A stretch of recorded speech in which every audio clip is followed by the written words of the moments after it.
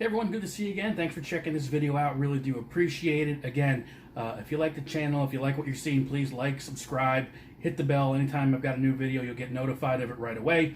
So definitely would appreciate that very much. Heard this song on the radio just yesterday, I think it was, and realized I hadn't played it in a while as far as actually playing it. I've played in a Springsteen tribute band before, and this has always been a staple of our set. I think anytime we've ever played, we've always played it.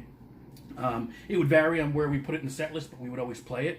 The tune is Badlands by Bruce Springsteen off the Darkness on the Edge of Town album. So, I listened to it, it's a toe tapper, and I kind of realized this was a fun one to play.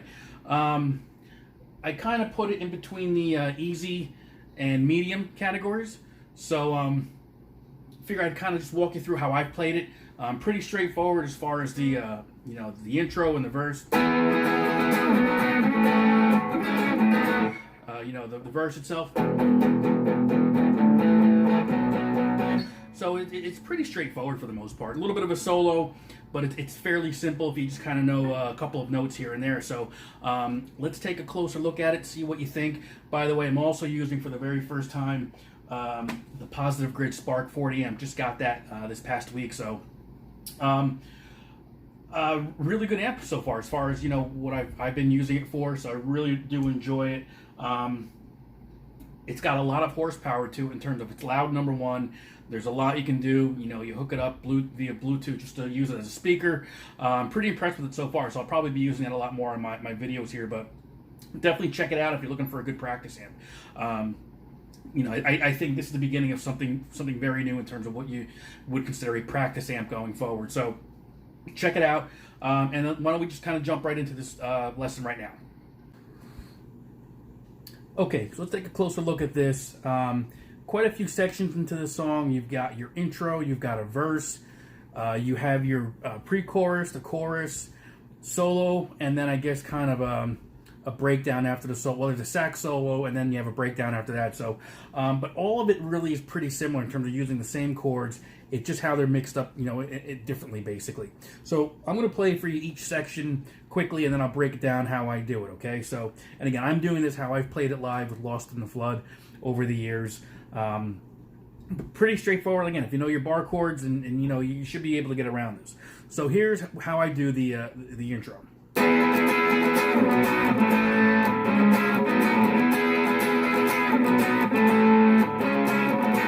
So what I'm doing there is just an E power chord to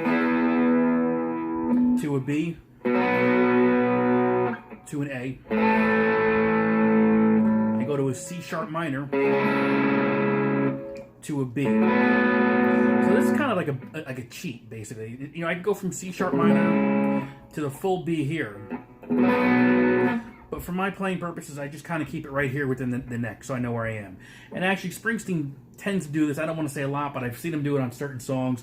And I think it's more just to be economical with where you are on the fretboard instead of moving around, especially if you're singing. It's just one less thing to worry about.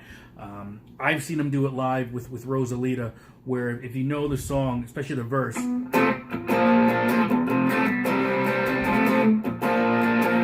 right?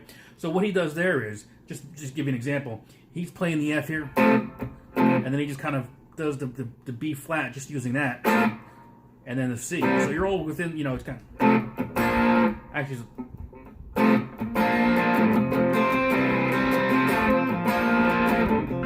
right? So, and again, and actually, if you want to see that song in a lesson, let me know. I have no problem doing that. As a matter of fact, I might try to do both an acoustic and an electric version. There's the version everyone knows on the album, but and I think it was back in 1996, towards the end of the Ghost of Tom Joad album. He did it. I think he did Rosie only once on that tour, and I believe it was at the Paramount in Asbury Park where he pulled that one out. So let me know. I'll do that one for sure. Just let me know in the comments below if you have an interest. I'll certainly do it. So again, here's going back to Badlands. Here is the intro.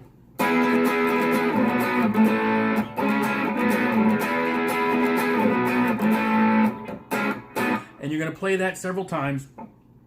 The last time you play it, what you're going to do is you're going to start off on that E. You're going to go to the A. And to the B. And that B is your turnaround to get you into the verse. So it's...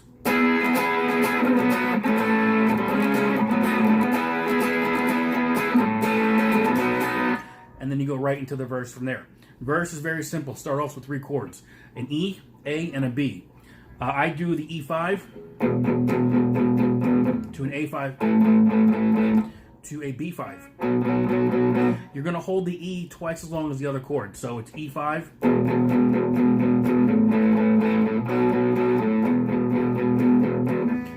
fairly simple. So all I'm using is just the E and the second fret on the 5th string. I'm going to go to the A, which is an open A on the 5th string, I should say, and then on the 4th string, I'm on the 2nd fret. Second fret. And then for my B, all I'm doing, I'm taking my index finger, I'm on the 5th string, 2nd fret, and then I'm going to put my pinky on the 4th string, 4th fret, and all together.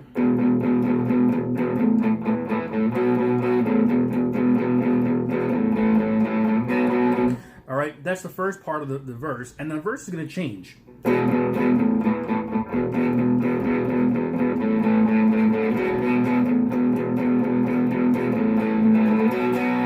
And then from there, the second half of the verse kind of goes back to the intro a little bit.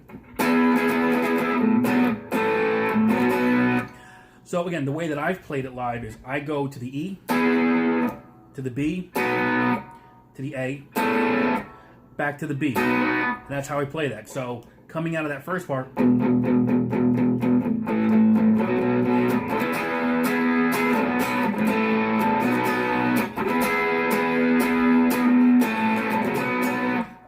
I guess sometimes I kind of just go E, B, A, B, and sometimes I go E, A to the B. So just listen to the record or the live version, but for the most part,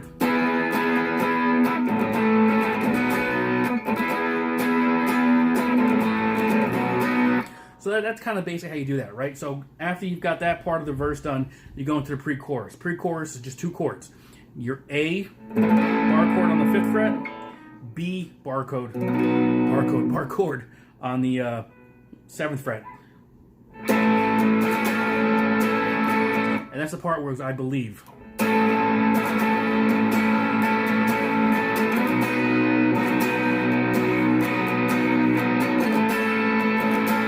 Right? So it just goes back and forth between the A and the B. So listen to the timing on that.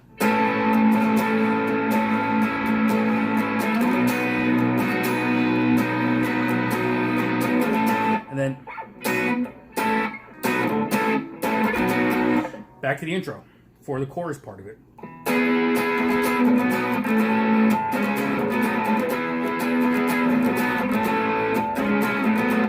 So that's really half of the song right there. You've got your intro, which we just did. You've got the chorus, or I should say, you got the verse, and the chorus, or the pre-chorus, which is these 2 chords. And then the chorus itself is just back to the intro, basically, okay? So we're going to go through that twice, basically, all right?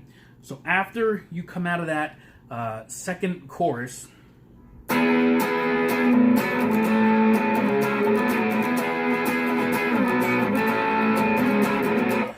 guess it's 3 or 4 times you go through that, you're going to go into the solo. The solo's pretty straightforward.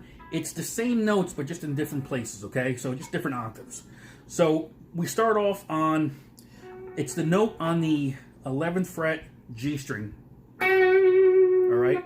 And what you do is you fret that, at least I fret that with my ring finger, and I'm putting my index finger on the 9th fret of the same string. Because you're going to need that for helping for bend, as well as a few other things, but just kind of keep that position in mind. So the solo starts. So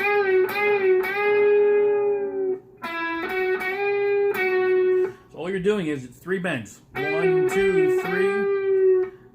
9th fret, 11th.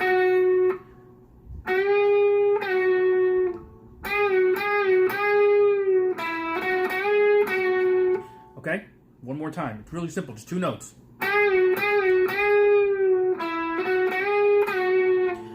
We're going to just kind of keep that pattern going for 2 more sections now. We're going to move now into the high E string, your 12th and your 14th frets. Right there, okay? Right? Same thing. Oops.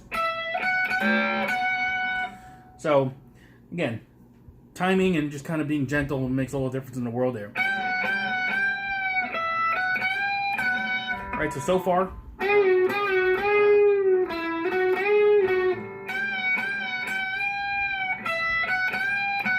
And then one more time, a little bit different this time around though. 7th and 9th fret on the A string.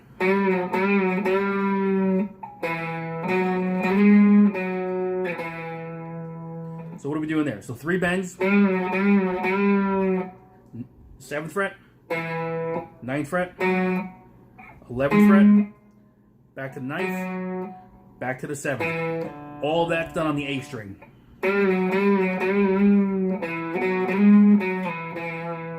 And then you end it with, you go back to the G string on the 14th fret with a bend, and then you're going to bar the E and the B string right there.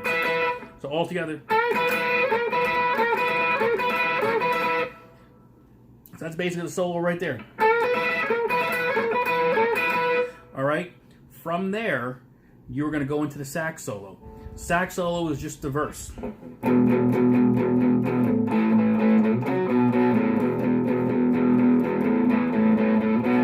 So again, it's your E5 to the A5 to a B5. That's all that is.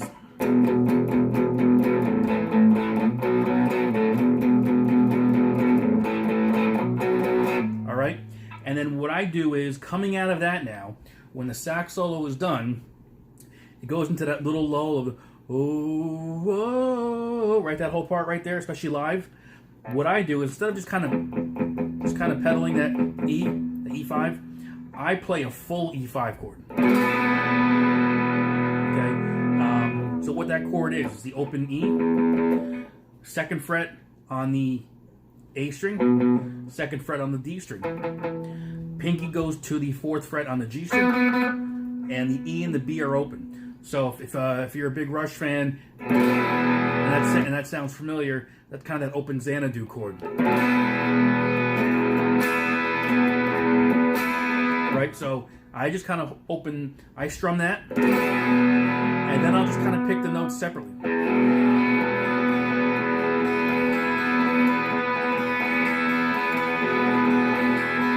So it comes in handy when either you're playing with, say a full band, like, Lost on the Floodwaters, or even, just a 4-piece.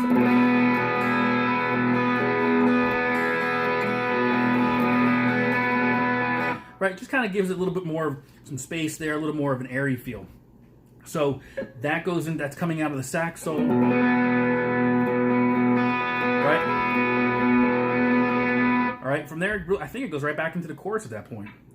All right. So, and again, anything else at this point now in the song is all stuff that we've done, whether it's the intro, the verse, the chorus, pre-chorus, that sort of thing. The solo we did. As a matter of fact, I think for the guitar solo, I kind of just played the notes, but I believe the actual solo underneath that is the rhythm for the verse. Right. So I believe that's underneath the solo, and then for the sax solo, it's this.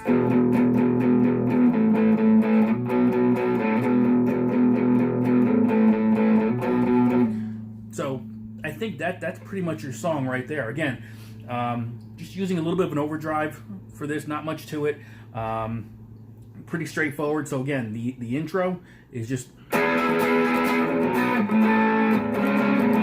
which is your E, your B, your A, C sharp, minor, B, okay? And then the turnaround is the E, A, B, which goes into your verse, which is,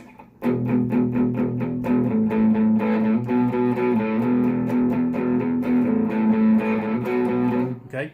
And then the second part of the verse is more of the strumming chord.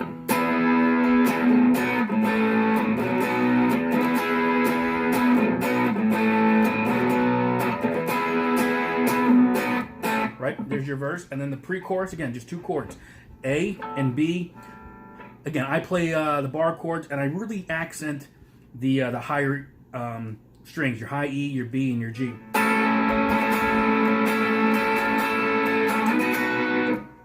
And it just helps cut through the whole band sort of thing.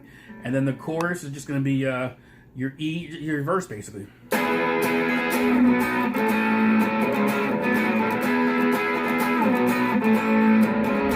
So again, Again, your chorus is your intro for the most part. We kind of went through the everything else in the song and the solo.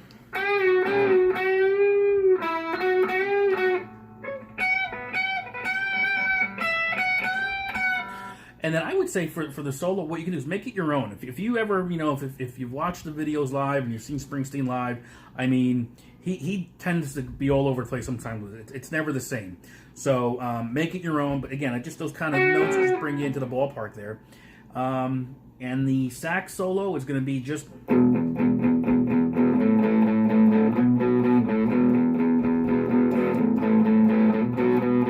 right?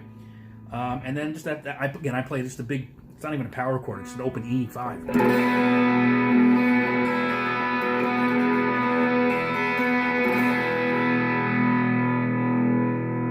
All right, and then everything just kind of repeats at that point. The only thing I would add is that the album version I know fades out. So what we would do in terms of the band to kind of just end it, we would go through the intro again.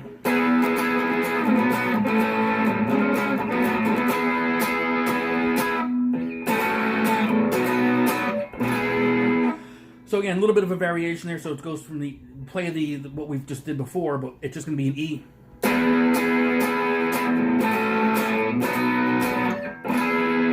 So E, A, B, and back to that E. And if you want to add a little bit more something to it, instead of playing just like the E bar chord, you can play an open E like this as well. Open E on the low E, 7th fret on the A, 9th fret on the D and the G, and your open strings for the E and the B. And you're just trying to strum that. Just gives a little something extra there. Instead of this. But totally up to you. Just kind of an option if you want to get a little variety into there. All right. So hopefully I went over everything. Hopefully you were able to follow. And if not, you can just hit that rewind button. Very cool thing to do. So again, let me know in the comments what you think. If you want me to do a lesson for Rosalita, be more than happy to do that one as well. But hopefully we'll see you again. And again, I can't thank you enough for watching these videos and helping me out here. I really do appreciate it. So we'll see you next time, okay? Thanks.